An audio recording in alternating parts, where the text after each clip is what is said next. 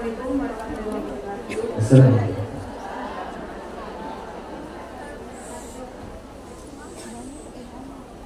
Aku ya, saya mau bertanya bagaimana yang terbaik menurut syariat tentang harta waris.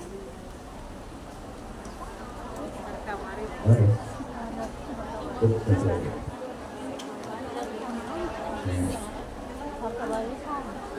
Dari ayah saya dulu pernah menikah dan mempunyai 3 anak, 1 laki-laki dan 2 perempuan.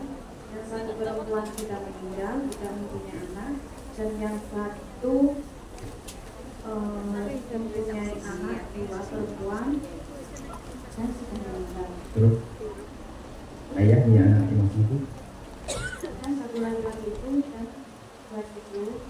Lalu setelah istri pertama meninggal, ayah saya menikah dengan ibu saya. Ini anak laki-laki.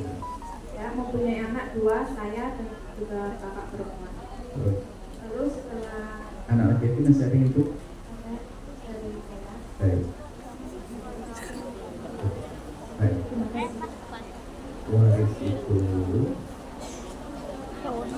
rezeki Allah. Dan waris itu yang gede setannya, bukan hartanya. Yang gede setannya. Sehingga alhamdulillah merebut waris itu, orang merebut waris adalah ahli neraka yang berjalan di atas bumi, karena dia telah melakukan 3 dosa besar. 1 saja cukup masuk neraka, apalagi 3. Dosa apa sih perebut waris itu? Yang pertama dosa mengambil hak saudaranya. Yang kedua dosa memutus tali persaudaraan, neraka juga. Yang ketiga dosa nyakiti orang tua. Kalau orang tuanya itu pasti marah dengan sikapnya dia. Maka perebut waris adalah ahli neraka berjalan di atas bumi. Dan perebut waris ini biasanya justru ini godaannya orang yang ahli ibadah. Yang paling perebut waris biasanya yang paling kaya. Mohon maaf ya, yang paling banyak ibadahnya, bahkan yang paling banyak ilmunya biasanya, karena ditipu oleh syaitan. Hati-hati. Jadi yang rebutan waris itu bukan saja orang kaya loh ya. Jangan dianggap orang kaya saja rebutan waris, tidak. Orang melarat rebutan meja, patah kaki sama tikar robek. Yang penting harus masuk neraka jahanam. Hati-hati rebutan waris. Dan lagi-lagi perebut waris nggak sadar kalau kita ngomong begini, nggak sadar kalau dia yang diomongin. Karena memang syaitannya dasar sekali. Dia lagi rebut waris gak sadar. Karena memang luar biasa. Karena mau putus saya persaudaraan. Makanya dalam dunia waris itu, ilmu waris itu gampang. Asalkan disebutkan namanya, 5 menit sudah keluar pembagian yang benar. Bukan masalah hitungan pembagiannya, sehingga tidak dibagi dengan pembagian yang benar.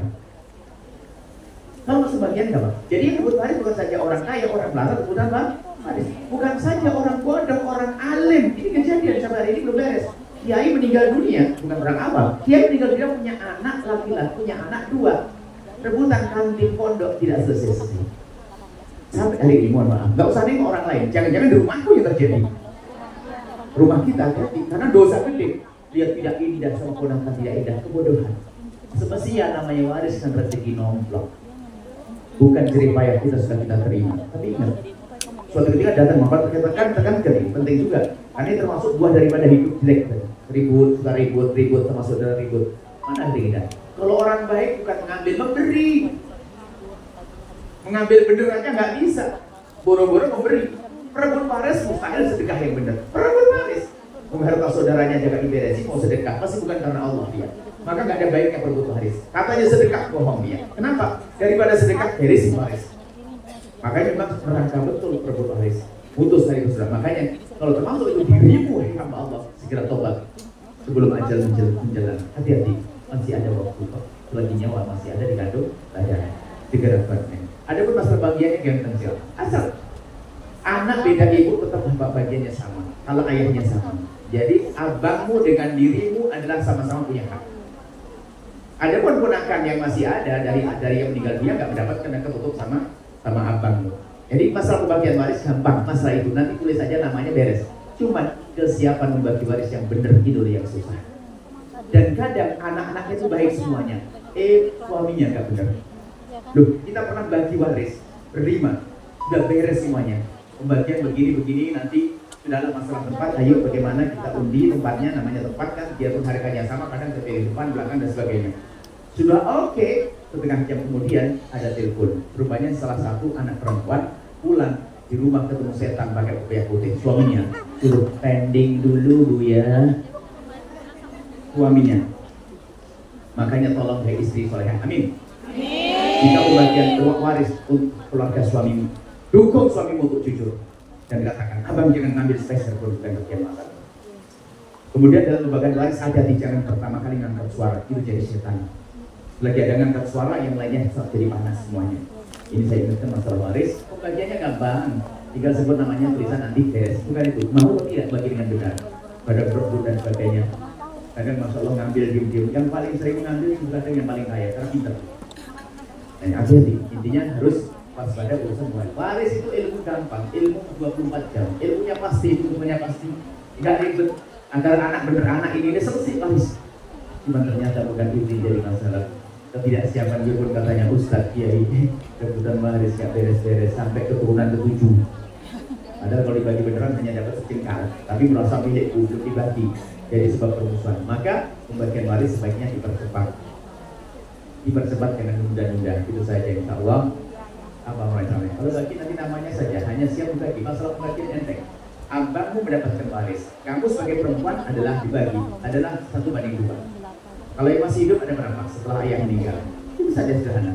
2 perempuan 2, laki-laki 1, sudah. Jadikan itu nanti 4. Abangmu dapat 2, kamu dapat 1 sisi. Bukan itu jadi masalah solehah. Siapnya dengan bagian ini, kan begitu? Ini sederhana, harus hati-hati. Itu rezeki nomplok, sederhana. Ponakan nggak mendapatkan, tapi sebagai seorang bibi masa ponakan nggak mendapatkan karena ketutup sama abang, nggak dikasih apa-apa, kasih hadiah nanti. Ini adalah masalah suluh, masalah damai, masalah waris bukan bagian. Bagian waris yang paling gampang, atau paling gampang, karena kau bilang komite dan sebagainya. Yang menjadi masalah adalah tidak. Apalagi mohon maaf, ada istri beda, bapak beda. Ini kadang-kadang seolah tuh bapaknya sama, ibunya beda misalnya, seolah bukan saudara. Sehingga ada, kalau kebetulan hartanya dipegang oleh ibu keluarga ibu pertama, anak dari ibu yang lain disembunyikan seolah nggak ada. Itu biasa. Atau sebaliknya, padahal ayahnya sama. Ini adalah fitnah. Enggak cukup masalah waris, Allah nggak ada yang rebutan waris. Anak-anak tidak rebutan waris, insya Allah indah. Itu juga sebab menjadi sengsaranya rumah tangga keluarga. Itu saja. Kalau beneran kejadian tinggal namanya beres sendiri. Cuman ini masalah kesiapan untuk semuanya. Jangan berebut waris, cukup. Dan minta didoakan dia untuk almarhum Bapak Hasan Bikatu, almarhumah dari Binti Zakat, almarhumah Kartini Binti Kasih. Semoga saya disebutkan Allah ampuni, bangga derajat keluarganya juga Allah. Dan semoga Allah mengampuni orang tua yang telah mendahului kita. Keluarga yang dahulu kita diampuni, diangkat derajatnya. Yang hidup panjang umur, sehat, penuh berkah, rezeki lapang, indah bahagia dunia akhirat. Al-Fatihah.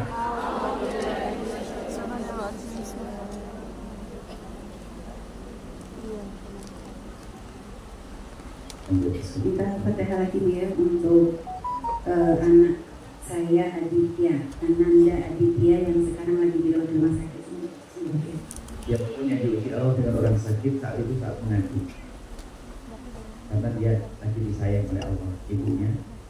Berarti ibunya ini yang diuji dengan anak, maka itu adalah Anda telah diberi kesempatan untuk mengadu kepada Allah. Doamu dikabul, doain Bu ya Rubi semuanya. Dan khusnullah, insyaAllah anak-anak sibuk ya. Sehat manusia kamu, bahkan lebih bagus lagi.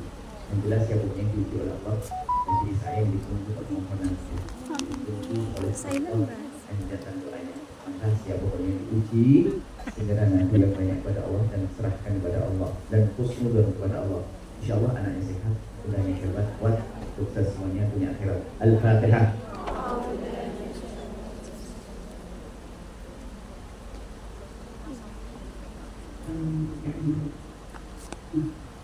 Bagi pertanyaan fikih, Buya saya ingin bertanya hukum akikah dan berkurban.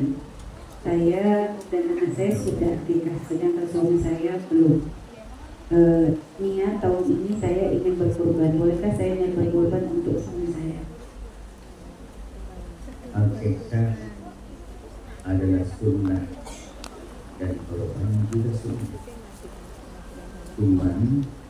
siapa yang disunahkan akikahnya harus ketahui, dan siapa yang disunahkan berkorban beda.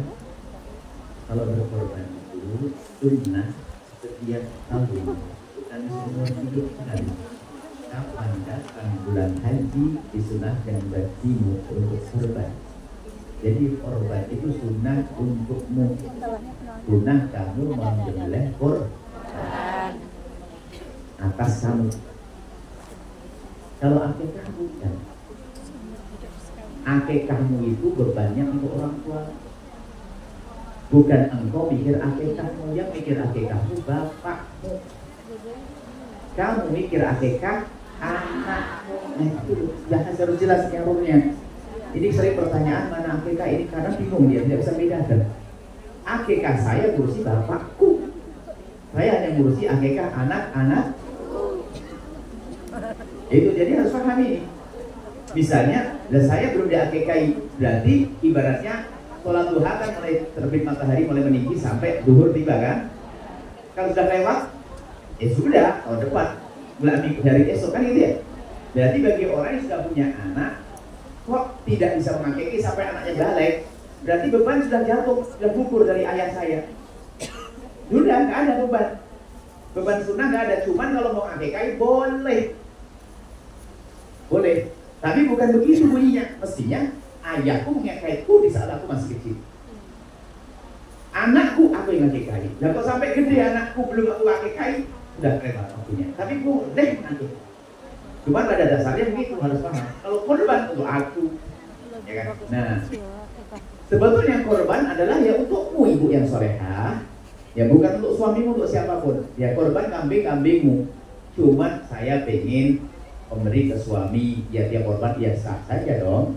Berikan ke suamimu, ibaratnya Anda sedekah pada suami, sedekah kambing. Baru setelah kambing diterima suamimu, dia korban. Jadi Anda dapat pahala sedekah. Sudah. Jadi bukan berarti mana yang lebih utama. Kalau bicara tentang keutamaan adalah yang korban untuk dirimu dong. Karena aku senang beban kepada kamu. Gitu loh. Jadi boleh, kalau masalah boleh dan mendapatkan pahala. Hari ini hanya yang perlu Buya pangkas adalah keyakinan kalau korban seumur hidup sekali. Sebab ada orang kerja di mana, enggak tahu, di Hongkong atau di Saudi, di Kuwait, ditanya, ibu ayo korban tuh. Saya sudah, kapan? 5 tahun yang lalu. Kok bisa 5 tahun yang lalu? Gimana nih? Kok korban setiap tahun? Sunnah kok jadi 5 tahun yang lalu?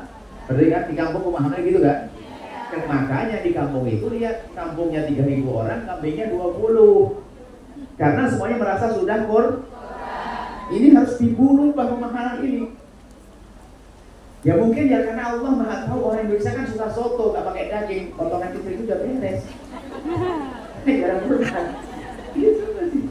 Nah, ada gitu. Jadi kalau memahami harus duluan, korban dianjurkan setiap tahun. Karena ada pun tadi pertanyaannya, boleh Anda korban untuk suami Anda, ya sudah. Suruh niat dia korban, kambingnya Anda belikan di mana, sah. Boleh saja.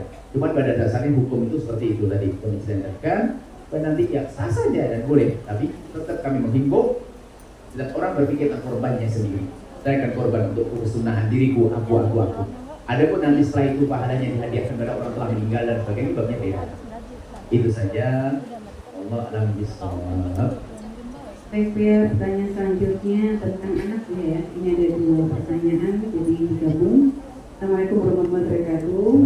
Biar apabila kita ngasih uang ke anak, tapi kita nggak tahu uangnya untuk apa. Misalnya uang itu dipakai berbuat yang tidak baik, apakah kita ikut nanggung dosanya? Yang pertama Bu ya. Yang berikutnya, apakah dosa anak yang sudah dewasa atau sudah menikah masih ditanggung orang tuanya? Apabila anak tersebut berbuat dosa seperti nggak sholat, maksiat atau berbuat yang tidak baik, padahal orang tuanya sudah menasihati dia. Baik. Tugas orang tua itu mendidik dengan semaksimal mungkin. Justru pertanyaannya, yang kedua biar jawab dulu karena jawaban ini nanti akan menjadi jawaban pertanyaan yang pertama. Jadi tugasmu mendidik anak semaksimal mungkin.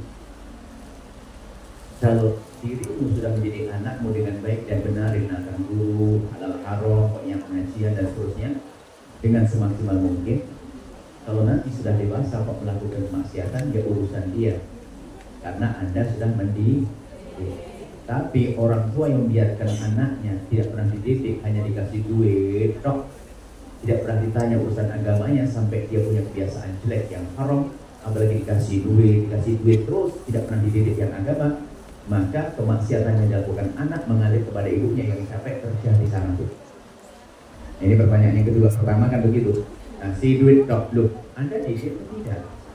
Kalau sampai Anda tidak tahu digunakan untuk apa, berarti tidak mendidik barangkali.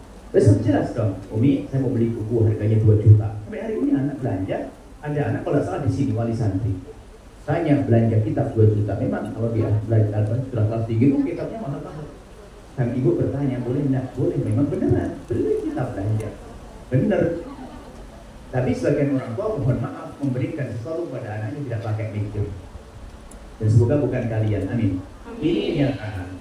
Hanya mentang-mentang di luar negeri tempat teknologi, anaknya dikirim tab, dikirim handphone yang bagus-bagus, tidak pernah dididik. Sampai anaknya di rumah itu mengenal, mohon maaf, hal-hal yang tidak benar, hadiah dari ibunya. Makanya biarpun sudah dewasa, dia melakukan maksiatan gara-gara handphone, ibunya dapat dosa. Ibunya latah, langsung diberikan begitu saja. Kalah sama orang kafir Amerika. Orang kafir Amerika itu 9 tahun yang lalu kami buat catatan, dia membuat catatan. Orang kafir perempuan Amerika buat catatan bahayanya handphone kalau hari ini teknologi ini. Itu bahayakan merusak mental, kemudian rusak akhlak. Sehingga bila tanya anak di kamar, tak punya nonton bermacam-macam. Ya, ibunya yang belanjakan, ibunya curi, ayah kerja, atau ibunya dapat dosa terus. Ibu yang bodoh dia. Seorang perempuan dari Amerika buat catatan, saya terngiang-ngiang sampai saya tidak lupa catatan itu. Kamu ingin memberikan sesuatu kepada anakmu, harus kamu tahu tujuannya untuk apa. Pasti kalau mengasih duit nggak jelas itu apa. Kemudian kalau engkau memberikan handphone, misalnya handphone, membuat catatan minimal 10. Anak kecil lebih mudah diajak untuk berjanji daripada yang tua. Lebih aneh. Jadi begini, kamu punya handphone nggak? Ya Umi, oke, aku berikan handphone, tapi handphone bukan handphone. Handphone tetap milik mama. Ini kamu berikan. Kedua, handphone tidak boleh pakai ini. Handphone nanti tidak boleh dihapus, ada yang dihapus. Semua yang kau lihat harus sampai di rumah handphone kalau letakkan di sini, mama boleh ambil foto. Tapi ada perjanjian panjang. Ini sebenarnya ragu-ragu anak nggak akan macam-macam menggunakan handphone. Cuman kadang orang Islam ini gara-gara kerja sebuah tempat banyak duit, tak ngirim anaknya untuk rusak. Sampai mohon maaf hari ini anak perempuan rusak gara-gara tontonan ibunya. Yang rusak siapa? Dia temannya sendiri. Karena apa? Diberi duit oleh orang tuanya. Karena nggak punya duit, karena dia punya duit, perempuan ini di rumah, ibunya kerja di sebuah tempat banyak duitnya. Ibu ini laki-laki tergoda dengan film-film kotor, akhirnya melakukan pernikahan setiap saat. Ibunya kerja keras di luar negeri. Semoga anakmu hebat, selamat semuanya. Ini kejadian. Kenapa? Karena tahu ibunya kerja di luar, dia dianggap banyak duit. Sehingga laki-laki hanya pengen itunya dan tahulah duitnya diambil dan dia mati. Bahkan sampai suatu ketika ada orang yang dipercaya, orang yang percaya ngantarkan duitnya, dia yang merusaknya. Makanya Anda kalau ngasih duit harus waspada. Untuk apa duit itu? Satu bertanya. Diajari jujur, untuk apa saya? Kalau anaknya kuliah wajar untuk ngasih kuliah. Dan kalau Anda sampai tidak tahu ini bermasalah, Anda yang bermasalah. Harus tahu dong. Kalau memang perlu bisa saja hajar saja betulnya apa? Pendidikan. Kami rindu Anda bahagia dengan anak-anak Anda. Itu. Makanya termasuk memberikan uang pun harus ada rambu-rambunya. Jangan dibanja dengan uang nanti dipungut sama temennya nggak benar. Dan hati-hati banyak sekarang anak-anak jauh dari orang tua justru karena banyak duitnya itulah dihancur. Berarti yang menghancurkan siapa coba? Orang tuanya. Lalu pertanyaannya tadi, apakah kalau sudah dewasa melakukan dosa dapat bapak ibunya dapat? Oh karena dia yang merusak. Insya Allah soleh semuanya. Ibunya baik-baik semua, tolong waspada. Kemudian hari ini paling tepat adalah pun ketemu Anda juga enggak motivasi dan himbau anak Anda untuk masuk tempat mulia namanya untuk pesantren. Di situ Anda sudah ada usah cari satpam, cari security, cari pengawal. Di pondok sudah aman, nggak usah melarang pakai handphone, sudah tidak pakai handphone. Dari ini sudah ada ribuan. Tapi kalau sampai cantol sama handphone dan sebagainya, ngajak perang, Anda sendiri akan tersiksa. Lebih baik Anda cepat pulang menemani anak Anda daripada Anda manja dengan uang, akalnya dia rusak dengan handphone Anda. Hati-hati. Jadi tolong, sekarang zamannya pesantren. Alhamdulillah kita dengan teman-teman membuat pesantren di beberapa kota. Makanya kalau ada yang pengen kota mana ada, dari Jawa Timur kita buat di Malang, Blitar, Lamongan, Tulungagung, Jawa Tengah, Batang, dari Jogja buat sekarang, kemudian Purbalingga, kemudian di Cirebon, Kuningan, sampai Cianjur, Bogor, Tangerang, Lombok, Sumatera, Dumai, Pekanbaru, Pontianak kita buat. Tujuannya adalah agar, makanya mohon anak-anak ada, Bismillah sama Allah. Itu. Setelah itu Anda kirimi duitnya karena kirimnya ke kantor. Penggunaannya jelas untuk belanja, untuk makan anak-anak, untuk beli kue, itu saja insya Allah. Semoga anak-anak Anda dijaga oleh Allah pesantren. Kalau punya pesantren sudah Anda tanya, boleh nanyakan nanti. Pesantrennya boleh Anda jadi dokter. Anak kita banyak jadi dokter nanti. Pesantren kita arahkan ke fakultas kedokteran di mana banyak jadi dokter, jadi insinyur. Bahkan yang jadi dokter adalah bukan saja orang kaya. Bahkan ada orang dari Pulau Karimun sana ada. Dari pulau jadi dokter. Itu saja oleh atasnya anaknya jaga ya.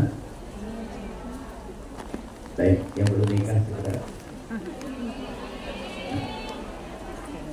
Komentar nikah. Maksudnya. Saya punya pertanyaan selanjutnya. Ini ada pertanyaan agak mirip ya.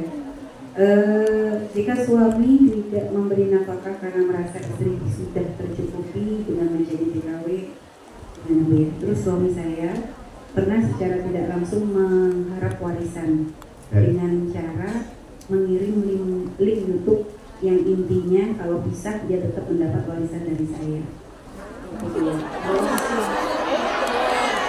Pertanyaan berikutnya ya. Kalau istri punya penghasilan sendiri, apakah suami masih punya kewajiban untuk menafkahi? Lalu bagaimana hukumnya suami yang menafkahi istri selama berapa bulan? Apakah dosa kalau istri menuntut nafkahnya? Yang wajib memberi nafkah adalah suami, baik istri kaya atau laras. Maka suami punya kewajiban memberi nafkah. Biarpun istrinya banyak uang, wajib berusaha mencari nafkah. Tidak diperkenankan suami ongkang-ongkang mengharap istri tidak diberkati. Kalau ada suami seperti itu, dia kalah sama kerbau. Kerbau itu kalau Anda amati di kampung sama kambing, ada kerbau suami istri ya. Kerbau suami istri. Kalau cari makan kerbau aja, itu masing-masing, gak ada kerbau laki-laki ngomong, makanan kamu buat aku ya, atau kerbau pesen sama istrinya, tolong bawain saya makanan. Gak ada. Masa manusia laki-laki gak bisa ngasih, gak mau ngasih nafkah seorang istri? Pasti dia laki-laki bumi. Cuman kalau suami berusaha ternyata kok tidak mendapatkan, ini beda. Yang gak boleh laki-laki ongkang-ongkang tidak terhormat. Tuh ongkang-ongkangnya macam-macam alasannya. Ada alasannya ikut ustaz berdakwah. Ini kejadian yang ini benar ada di pondok, ada di Bakri, ada seorang perempuan yang ngadu, ya suami saya soleh banget. Soleh kan senang. Terus ya masya Allah soleh banget teman bu ya. Dia tidak pernah mikir tentang nafkah, tapi dia masya Allah rajin pengajian, dia suruh pasar, dia tidak pernah nyari hasil nafkah. Saya bilang wah ini nggak benar. Pengajiannya di mana itu kok kayak begitu? Siapa yang ngajari? Siapa? Tapi yang iya, yang ngajinya sama Buya. Langsung menjadikan topik esok hari. Siapa yang berani ngaji dengan saya? Ongkang-ongkang alasan ngaji, istrinya dibiarkan suruh kerja. Ini kurang ajar jadi. Pasti ada orangnya tuh. Orang ngaji lagi. Jadi ngaji dengan kita buat alasan, nggak bisa istri menolak kenapa? Mau ngaji dengan Buya, ngaji dengan Buya. Waduh kacau ini. Cuma ini adalah kalau ternyata suami sudah berusaha, namanya nasib. Kadang bukan saja berusaha, tiba-tiba ibunya punya permasalahan, sementara ibunya di bawah tanggungan dia, dia harus punya utang dan sebagainya. Akhirnya suaminya punya utang, seperti pertanyaan sebelumnya di majelis ini. Lalu bagaimana peran istri? Loh, kalau memang suami tidak mampu, lain cerita, berperan dong seorang istri. Berperan seorang istri berperan yang baik. Ada contoh pada zaman Nabi, seorang perempuan dia berkata, ya Rasulullah, saya punya suami itu melarat, gak punya apa-apa.